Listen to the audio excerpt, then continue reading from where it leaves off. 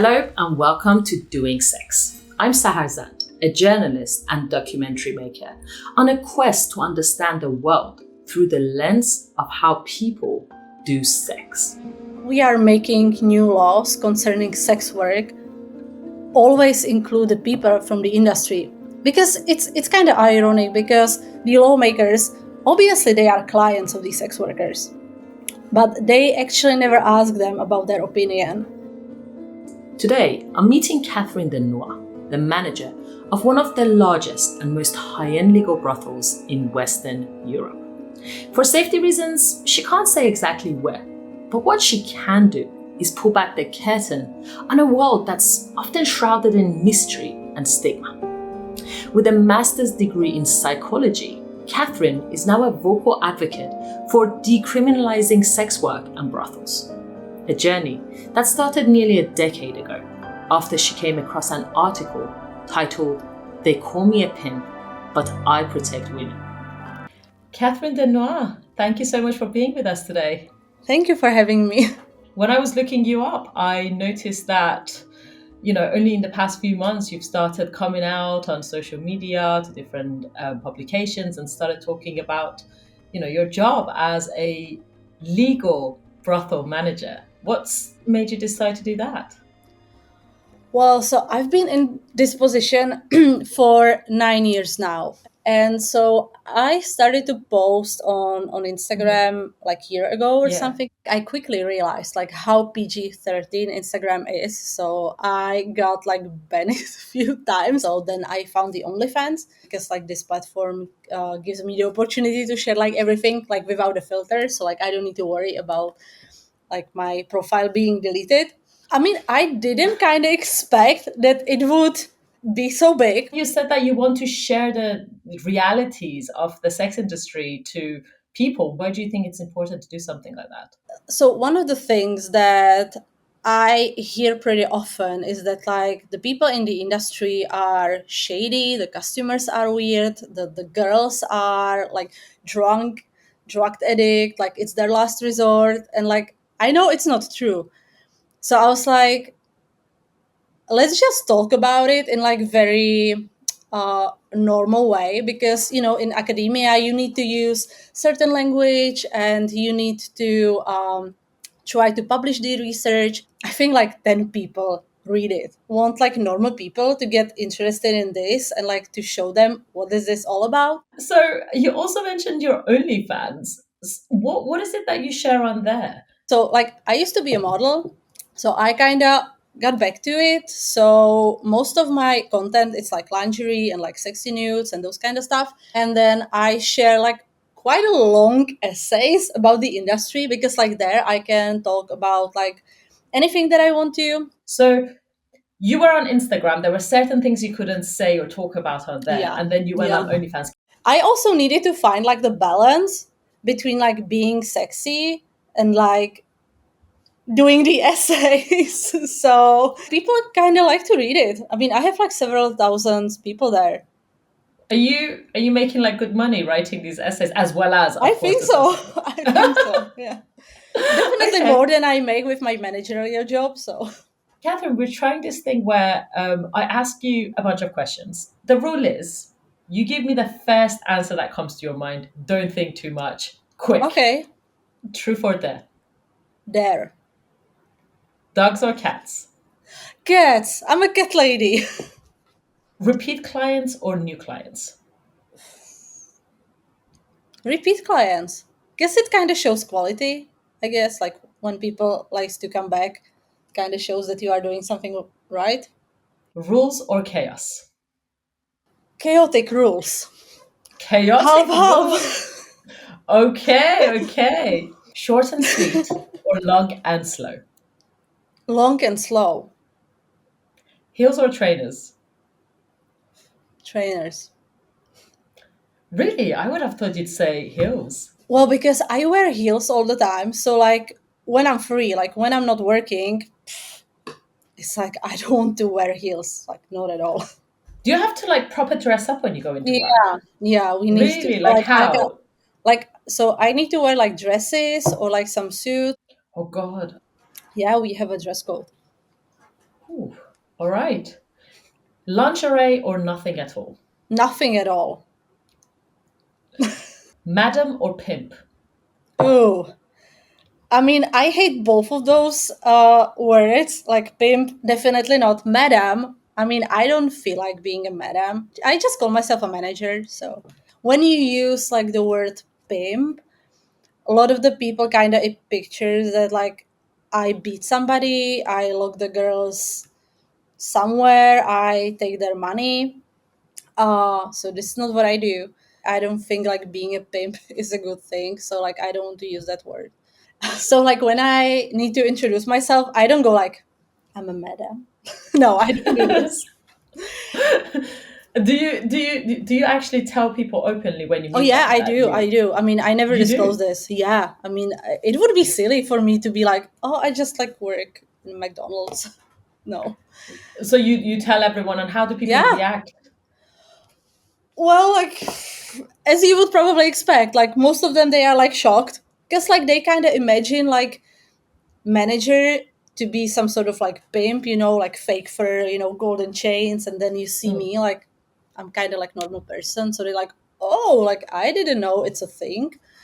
So yeah, that's the reason why I like to tell this to people, like what I do, because it can like break down their stereotypes a little bit. There is a stigma attached to this, no? So I needed to explain myself quite a lot. So like my like the closest friends, they kind of knew that like I don't do anything bad, but I still like I needed to explain them like what I do. Some of them they even like came to visit me and like I showed them around. And then I went to speak with my parents, so that was like a little bit tricky Ooh. because I'm like How super old were you bad. at the time? If this was about 10 22. years ago. I was 22, and it was a Sunday, like our Sunday lunch. I was like, listen, I have something to tell you. So I explained it. So I told them like in the first sentence, I was like, "Listen, I started to work as a manager of one of the brothels here," and they were like, "Ooh, what?" So my father was like super okay, like so he was like, "Okay, that's cool." So like he wanted me to explain like everything, of course. Like my brother, he thinks I'm a cool sis. Okay, but like my mom, she was like, are you going to be a pimp or what? So that wasn't nice. She kind of imagined like different lifestyle for me. So she always wanted me to like go to medicine, to get married, to have children, to live like this type of the life. And like I'm here like with my two cats and like managing a brothel and being on OnlyFans. So it's not exactly the life she kind of pictured for me. But my father, he was there once, like to meet me for a coffee. It's like he wanted to see it. So like I showed him around and he was like, oh my God, it's like not what I imagined. Like it would be smaller. There would be like less light. To be honest, that's what I imagine as well. I literally imagine like a dingy, dark place with red walls and smell of sweat. Well, Catherine, when I first came across you, I was like, oh, a legal brothel.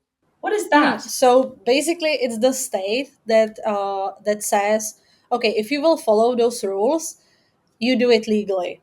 So, like, first rule that we need to follow is that we can't advertise the sexual services itself. So, like, we can't say this girl is doing XYZ for this amount of money because the girls they are independent contractors, so they need to Oh, set up their own prices, they need to set up their own schedules, they need to set up their own services. So not everyone who works with us, and also like the girls that work with us, they don't exclusively work just for us. what's rule number two? The second thing is that when you want to be an owner, you should not have any like criminal record that is connected to violence, to like human trafficking. Then there are like obviously the laws that we need to follow, like hygienic laws. So we have inspections coming in like few times a year actually. So it's like hygienic inspections and like all sorts of like tax offices coming to check like our papers and documents. And then like we as a club, for example, all the managers that are work with us, they either have like psychological background. We used to have like few social workers, Also, Oh. like one of the managers, he's a former police guy, so we try to provide for the girls the support, like in different like areas. So it's either like psychological support, or when they need to help with their documents, or even with the taxes. So, Catherine, you have been an outspoken advocate, especially recently, Mhm. on sex work and brothels to be legalized. I mean, of course, you're biased because you're working in the industry. That this is how you pay your rent. But I wonder if there are other reasons that you're advocating and fighting for this. So when you do this, and you do this illegally, that means like you don't have any rights. And if you work in a private flat that it's managed by someone, usually that someone has the access to your money, and it's only on them to decide like how much money they will pay you at the end of the day. And this should not be happening, because the sex worker, she's doing the job, so like she should be paid accordingly. But when you do this illegally, like you can't call the police, because like you are doing something illegal. The reason why people try to make sex work illegal is that they think that it will disappear, but that never happened. If you make something illegal, it will only learn how to hide better, and when you need to hide, it's super dangerous. Even for the clients.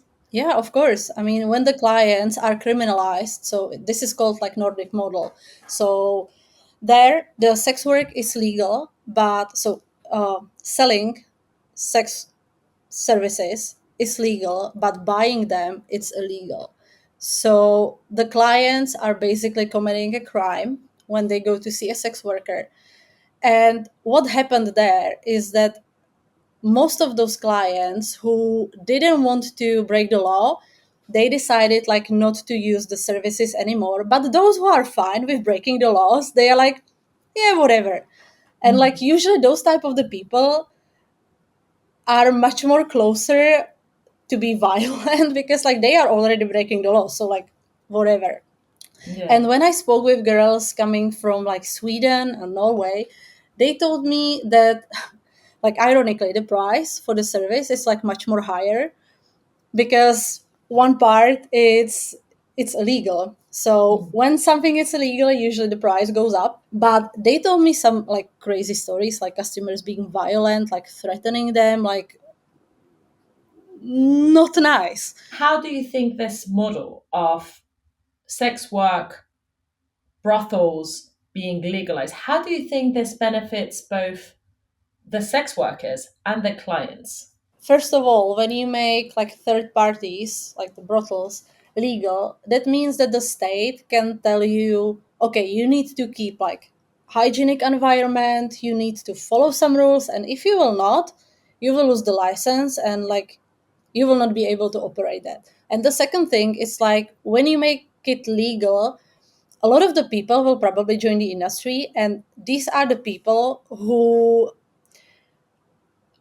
and they will basically make you a competition, and like to have a competition is always good, because like if you will open your club like next to me, and you will start to offer like better rents, like better services, better support for the workers, like I will need to try to make my club even better, because like I want to attract the workers and the customers. And in terms of safeguarding, how does this model of sex work and brothels being legal, how does it protect the clients and the sex workers? So when something happens, so like you can always call the police, and the police are already skilled like to handle those kind of things. So when something happens, and it can be something like very small, like customer thinks that she stole the money from him, something like this, or like minor disagreement, you can still call the police, and like you know that someone will solve it. But like if you operate illegally, that means that you need to solve it somehow. And if things will get like crazy and you need to use the force, that can be also dangerous for like the security team, the sex worker, the client. So it's always good to have like the back of the police. And also, I suppose you guys have security in within your brothel. Yeah, we do. How many would you say you have So we have like 4 guys on the reception. So and those guys at are all also time? like yes, because like we have panic buttons in every room, and the guys are instructed to be there within 8 seconds from the time when the panic button is pressed. So like this is one of the security features that we have, Hmm. and that really helps. How often would you say this panic button gets pressed? Like twice a month, but mostly Twice it's a month. pressed because it looks like a normal button. So the customers, they like to press it by themselves because they think it's a light. So most of the time it's just like accident. And like the second reason why it's pressed is that the customer, like the service is over, but the customer doesn't want to leave. Wow, that is bad brothel etiquette.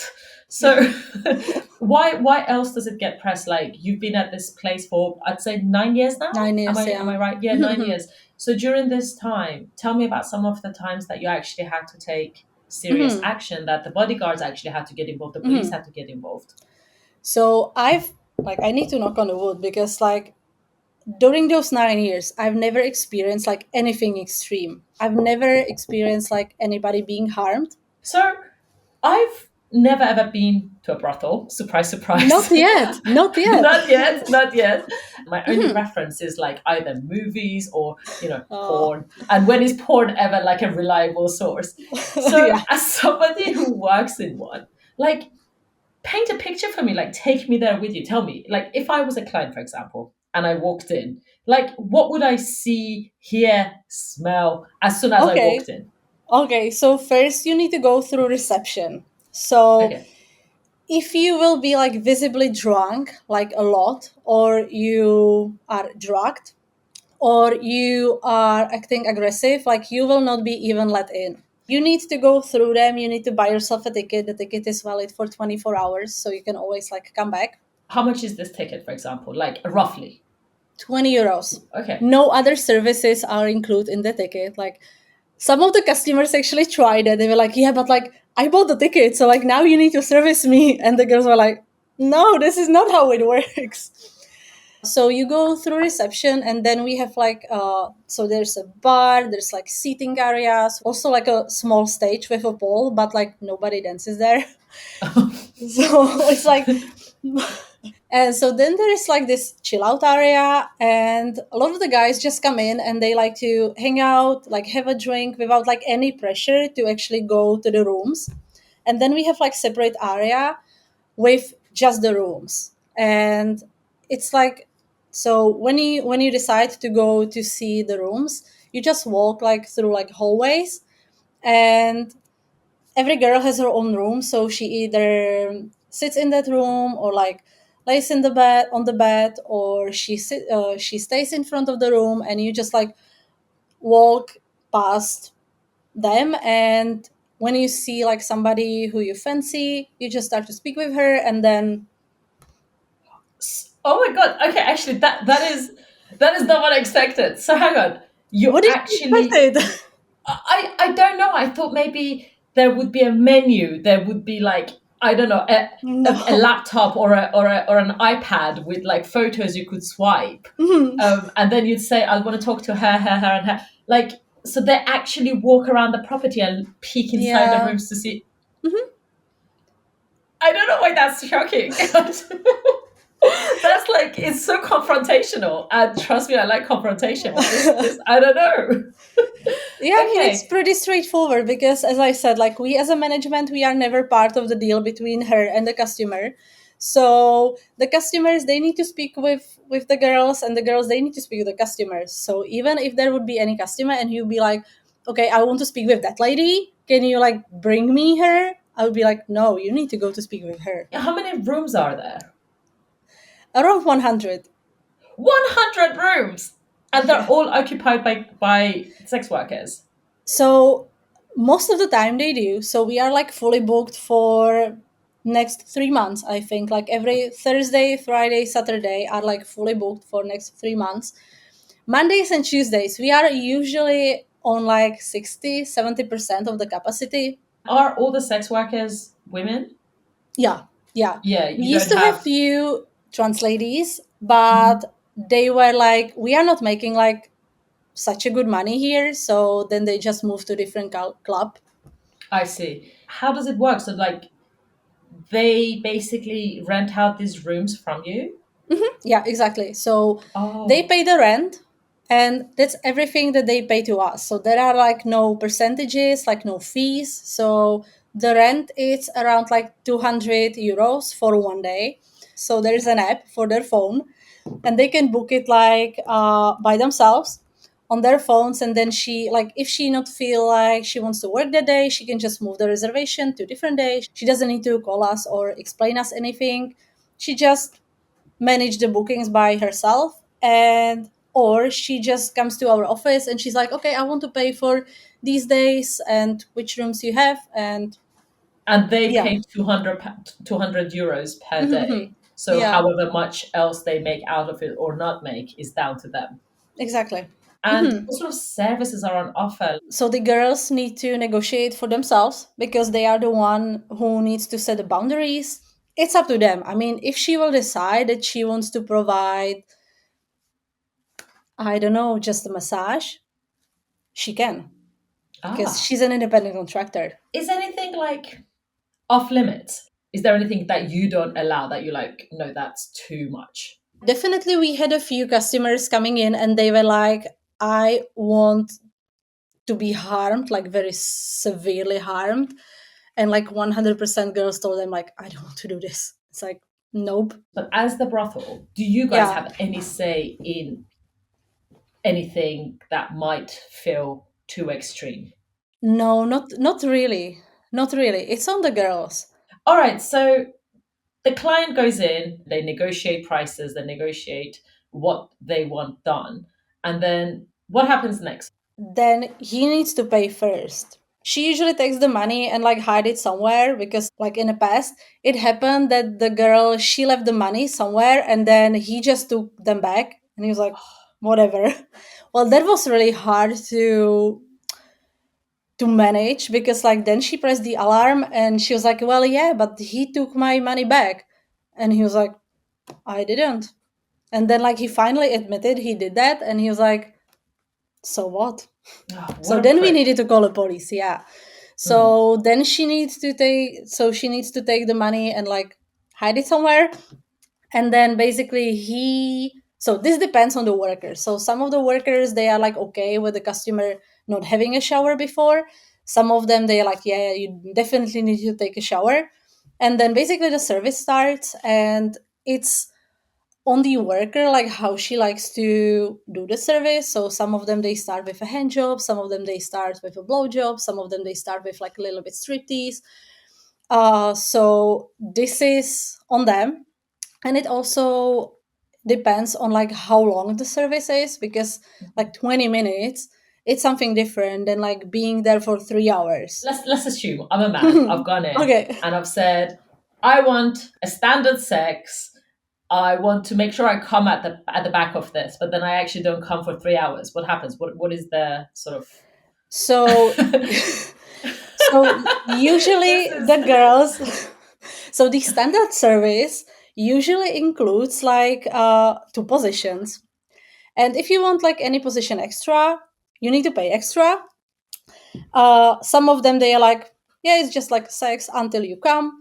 So it really depends on the worker. So some of the workers, they have like different rules when it comes to the service. Some of them, they are like, yeah, whatever.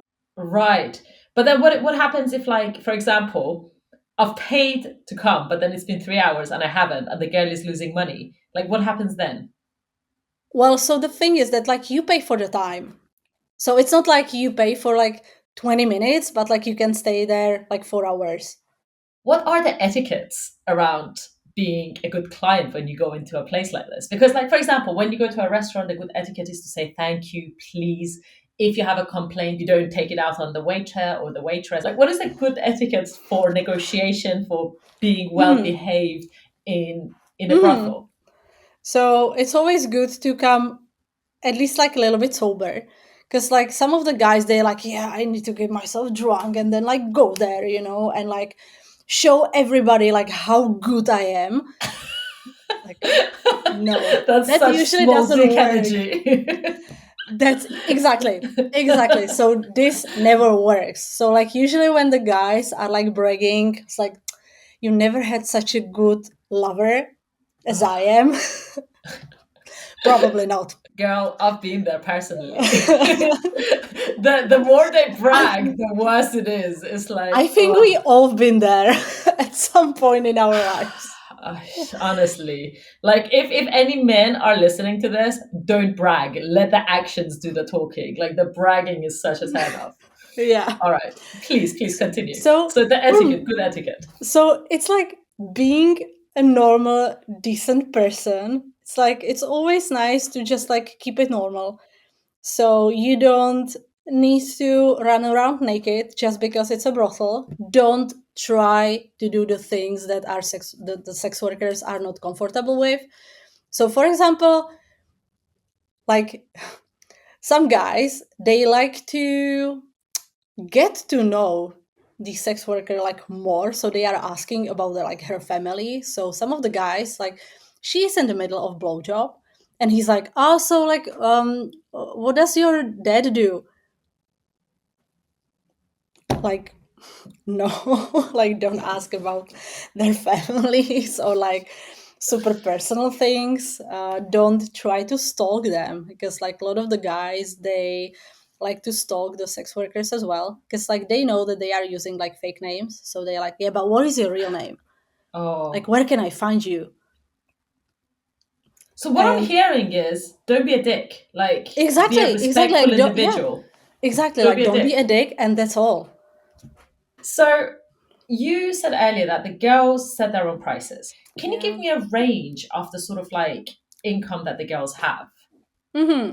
So I would say the average is like $20,000, like the euros per month.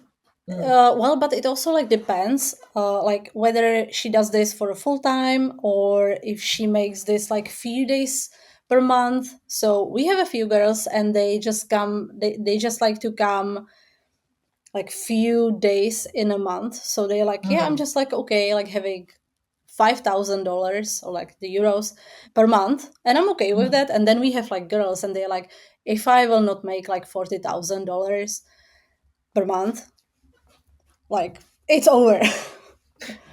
So, is there like is there a certain type of girl that does particularly well, or is it just the people who work the hardest? Like, I don't Mm, know how to frame this, but like, you know, the stereotype: yeah. blonde, young, skinny, big boobs. Is it that type of girl that does well, or No, I mean, I've seen, so over those 9 years, I mean, I've seen like the most gorgeous women, like Victoria's Secret level of the beauty, and they were not able to succeed because like all they knew was like to be pretty, but like they didn't have the like something within them.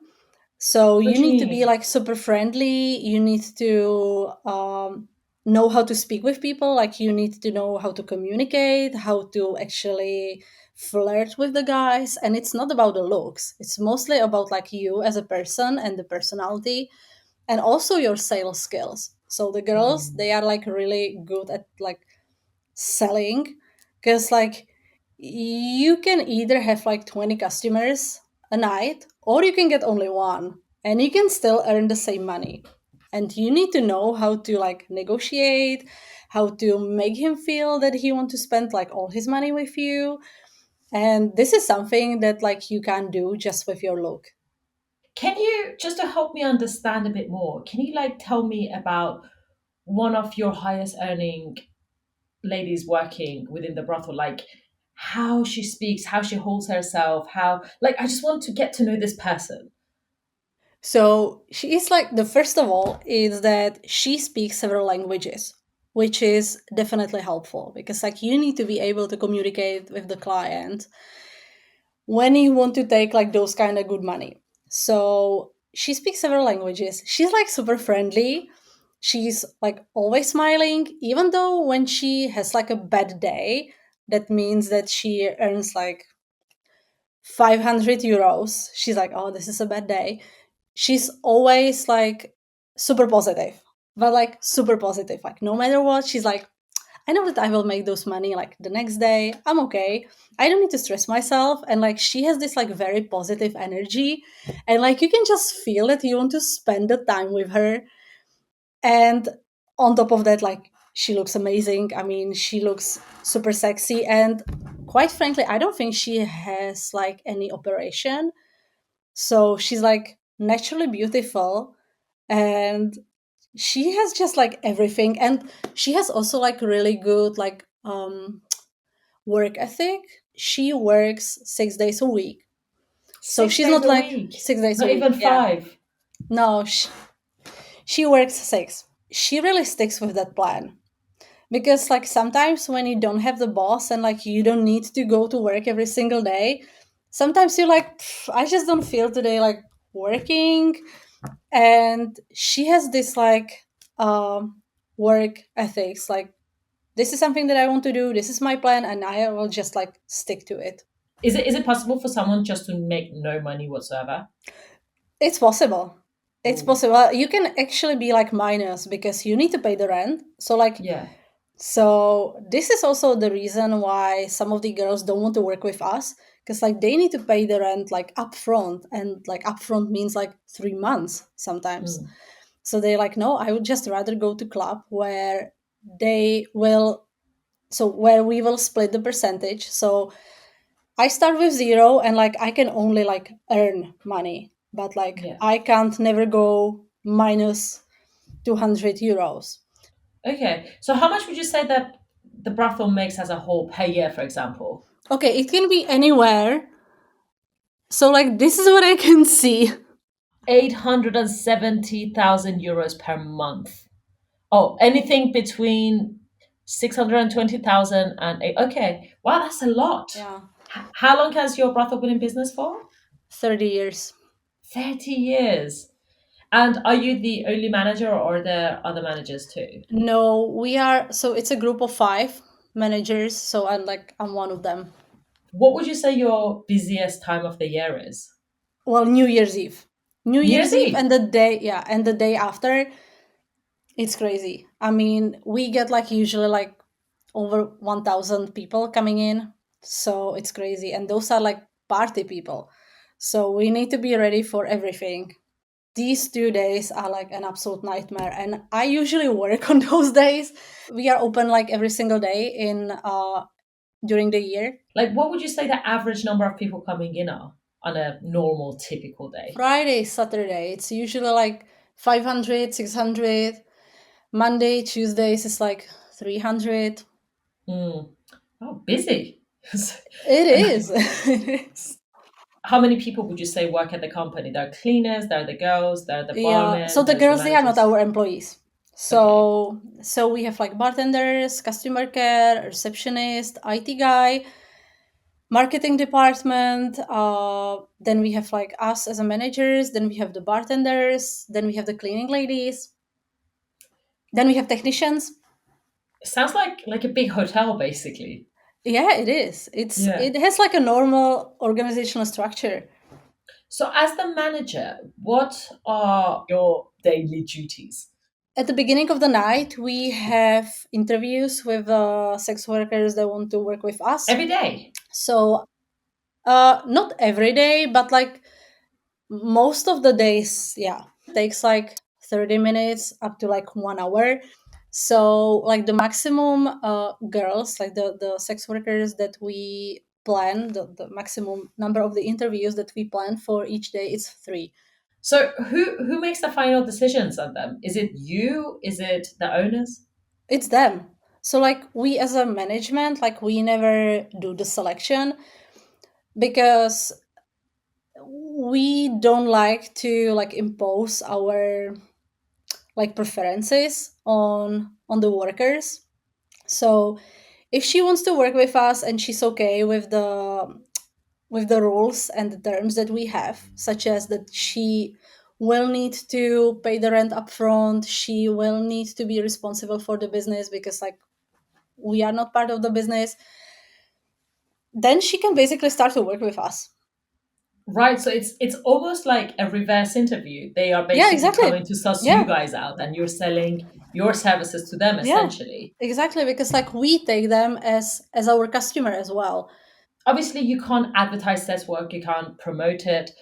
But when they come to you and they're asking you what you can offer them, and they're essentially your clients, and you will be making money from them anyways, like, do you ever give them any advice, any harsh truths? Do you ever tell them this might not be for you, or is it that you have to sell, sell, sell?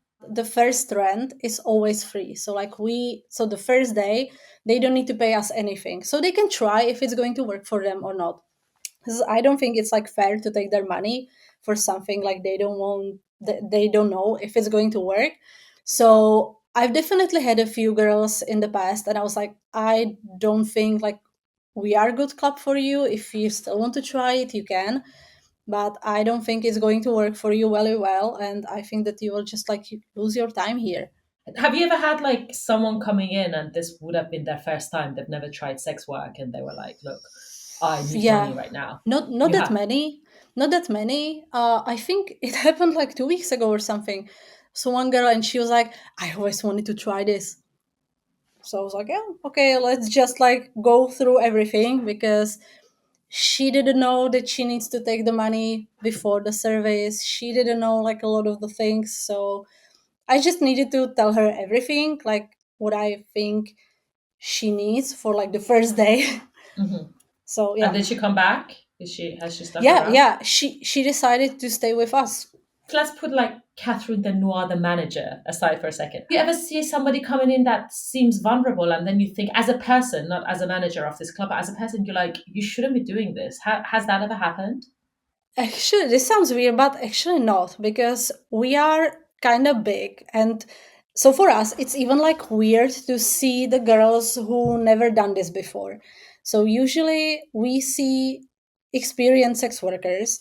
So like we don't see that many girls who never done this before. So for me, when I see one, I'm like, ooh, okay, so now I need to really pay attention to what I say to her and like the things and informations that I will give her.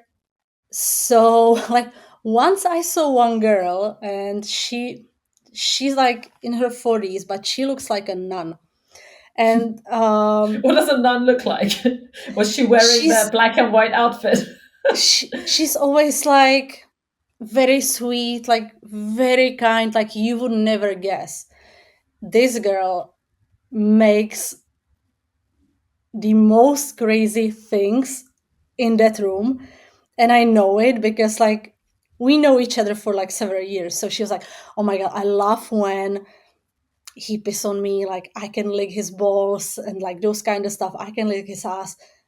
And like she looks like a nun, and the way how she speaks, like 100% like a It's nun. always the quiet ones. It's always the quiet ones. You are interested in psychology. You studied psychology, right? And I assumed you are curious about people's minds, their motivations, what makes them do things. So, like, do you not, one, get curious and want to ask them, two, feel a sense of responsibility that maybe, as somebody who is within this industry and knows the realities, that perhaps if someone comes in and they are vulnerable, to explore that and to, on a human level, not as a manager, to advise them accordingly, if you could say something to them that might be helpful? Or is it that you're just very professional and your job comes first? So first of all, like we do have like a several questions to make sure that this person is not trafficked. And these are not the questions, That was are going to you be my being next question. trafficked? We are not asking that directly, but like throughout of the interview, we have like few moments when we ask questions that are like around this topic. Have you ever had anyone who was trafficked, or have you ever managed to? No. The thing is that like because we are that big, like if you want to traffic somebody, you will aim for like smaller clubs. The thing that like we can see, and by the law, this is not trafficking, and is that the girls are often they have a boyfriend, and the boyfriend takes care of the money. But the problem is Not everybody, okay? But like the problem is that they don't view this as a something bad. They do this voluntarily. And I've seen some crazy stories. So one of the girls, she was working 12 years in this business, and she and her boyfriend, they had like a couple of restaurants, they had house, they bought like few apartments. She bought him Ferrari. And after 12 years, yeah, and after 12 years, he decided that he doesn't want to be in a relationship with her and he left. But everything was written on his name. She was left with $2,000, 2,000 euros, and that was all. And then I was like, why? And she was like, well, yeah, I trusted him. The problem is that they don't see this as a problem. So when I hear that the girl has a boyfriend, I'm like, I hope that your money are still your money. Like, don't give him anything. And then, like, I'm the bad person because I don't trust their boyfriend. I don't trust their love. I don't trust their relationship. And I always tell this to the girls. It's like, you work for this money. So the money are yours, not Right. anybody else. So it's basically about the dialogue between you and them and the personal relationship and the advice you give them as like kind of a friend rather than actual Yeah. official Yeah. routes being available to them. So Catherine, you have been at this job for Mm-hmm. nearly a decade. You started when you Mm-hmm. were 22 years old Yeah. and you're managing hundreds of people and it's a full-on job. Mm-hmm. What's kept you in?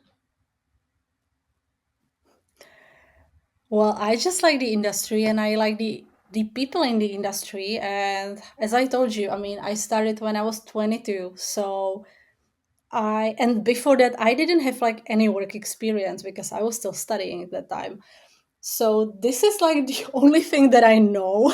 And like, I don't want to work actually anywhere else because I think the industry, even though it's sometimes a little bit crazy, it can be dodgy. I Mhm. just think that there's like a lot of the things that can be done in the industry that can be even better. And like, I Like just want what? to be part of it. So always when there is a law, new law concerning sex workers and sex work, they never ask sex workers. So one of the things that I like to point to is that when we are making new laws concerning sex work, always include the people from the industry, because it's kind of ironic because the lawmakers, obviously they are clients of these sex workers, but they actually never ask them about their opinion. What are you doing about that? What are you doing towards that to make it better? I talk about the reality that I can see. And I think like this is the first step because as far as I know, like none of the managers from the industry, at least like in Europe, like they don't talk about what they do. It's like most of them, they don't even like say this in public. So I think like the first step is like the people from the industry will start to talk about it publicly. Maybe it will inspire somebody from the industry and be like, oh, maybe like I can also share my experience.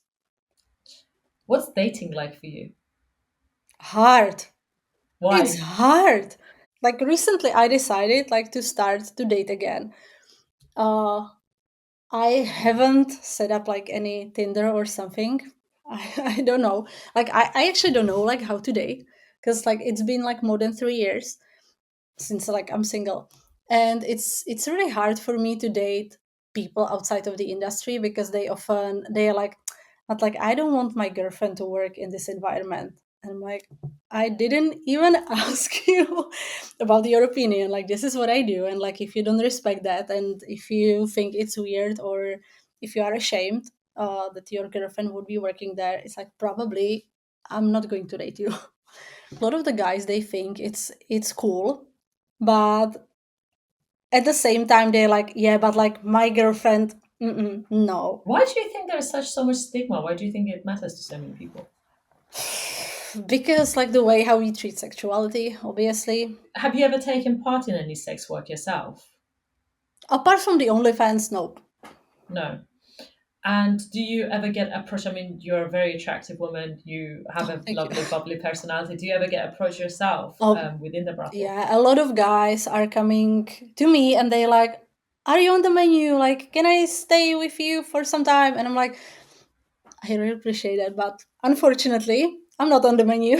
I just manage the place." Have you ever been tempted to take part? Because, like you said, you can make so much money. Well, now that I do the OnlyFans, it kind of doesn't make any sense.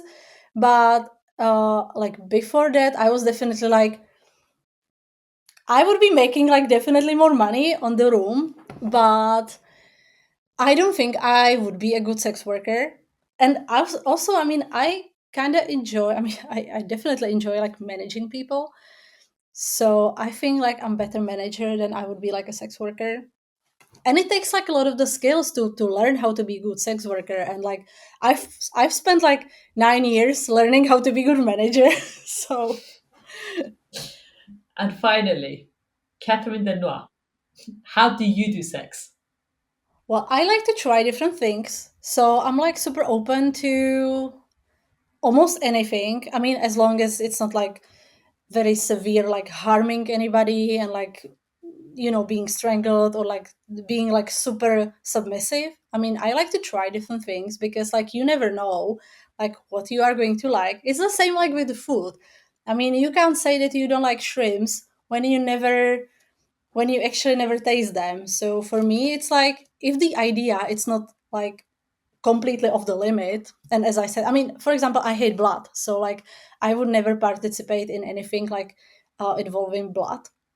So so that's like off the limits for me. So that's like something that I wouldn't do. But like apart from this, I'm like, let's just try it and then I will see. It seems like you're very open to everything. What part of your job as the manager of the brothel do you think that's played any part in how you do sex now? I think I was always like this. But just like being in the industry definitely gave me the confidence to like cultivate it more and like to kind of assure myself that it's okay. So like I used to go to swingers parties. I mean, I still do, but like not as much often as I used to go. And it was always like super fun. I mean, I love that. And the sex industry kind of gave me the confidence because I saw like many people, you know, enjoying themselves, like, you know, trying to explore different fantasies. So I was like, this is okay. I mean, I can do this with a confidence and like be also confident to speak about that. I am personally on a journey to discovering my own sexuality and to overcome certain complexities that I had. I didn't realize I had complexities and issues with sex until very recently in my mid 30s. What can I learn from all of these women within your brothel, from hundreds and thousands of sex workers, clients that you've met within this industry? You should be okay with like exploring and like don't put the limits like too soon. I know that some of the things like you're just like probably not, and that's okay. But like sometimes we like to restrain ourselves even before we actually try something, and we like to do this because of society. So like society is usually the one who likes to keep us um, from trying different things because maybe they are perceived as something kinky or something weird or something freaky. And as long as everybody that is involved is consenting, it's okay. And mostly it should be fun. So one of the things that like I don't like to see is that like we as a people, we need to have the labels. So when you are dating a girl, you need to have the label that you are a lesbian. And then when you are dating a guy, and then the people get confused and they're like, so what you are? Mm. So, and we also like, so we often like to put the labels on ourselves and like to identify so that we can like tell this to others and be perceived as such. But this is bullshit. I mean, if there is like one thing that I've seen is that like when you want to engage in different like sexual behavior, like you don't need to label yourself as such. Thank you so much for your time. Is there anything you feel like you wanted to say that you didn't? I think I've said everything. I've said everything. Thank you so much. You were wonderful. Thank you for joining us today. If you like this program, please rate and review the podcast wherever you get your shows. And maybe share it with someone who might want to or need to hear it. This has been Doing Sex, a Vespucci production produced by Hattie Moyer and presented by me, Sahar.